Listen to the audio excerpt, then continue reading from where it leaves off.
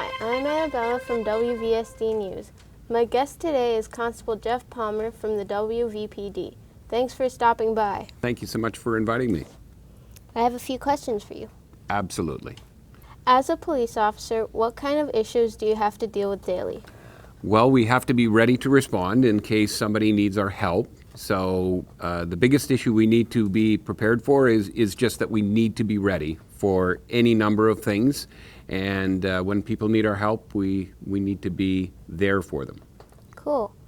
What is being a police officer like? It's actually a very satisfying job because you do have that opportunity to be there when people really need you, but it's also very interesting and different. I've worked in First Nations policing, I've worked in schools, I've had the opportunity to work as a media relations officer and also just as a patrol officer. So there's so many different things you can do, and all of them are really interesting and challenging. Are lockdown drills scary? Lockdown drills are something where in policing, we really believe in practicing for emergencies before there's an emergency. So for us, lockdown drills are like a lot of the training that we do where you want to be ready when it's a big emergency, so we practice ahead of time. And then when something is a major emergency in the school, you're ready, and then it isn't as scary because you've practiced. Have you ever had to use your firearm? If so, what happened?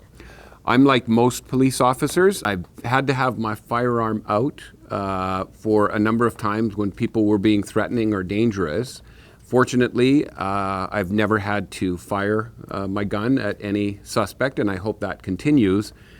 We've been very fortunate that you have it out if you think somebody's dangerous, but we always work to resolve things in the most safe way that we possibly can. How loud are they at close range? We have to wear special hearing protection when we're training because, yes, at close range, if you're firing a gun a lot, you can actually damage your eardrums. They're that loud. What do you do if someone resists being handcuffed?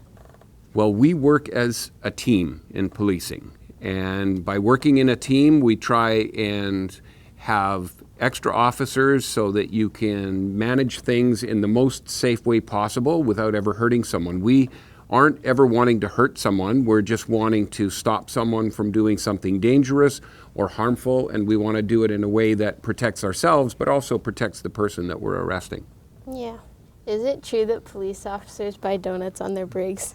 Well, so I wear a really dark uniform, and that makes it really dangerous because if you get icing sugar on a dark uniform, you can never keep that secret. So we usually try. We're like everybody else. Everybody likes donuts. But if you eat them and you're wearing a dark uniform, you have to get your uniform cleaned or you're going to get teased a lot. Yeah, I was watching this, I think it was like a TV show or something, and the guy had like white stuff all over his face, and he pretended to say that they were sprinkles from donuts, and the police officers didn't buy it, but yeah. People try some pretty silly stories sometimes when you're dealing with them and they think that they can fool you, but then they figure out, oh, that didn't work. Why people think police officers eat a lot of donuts is, yeah, there are some police officers who eat donuts, but also donut shops for a long time were the only places that were open after midnight where you could go for a coffee or a snack when you were working night shift. But it makes for a good joke. We like to joke about donuts just like everybody else. Well, it's been great speaking with you. Thank you so much for having me.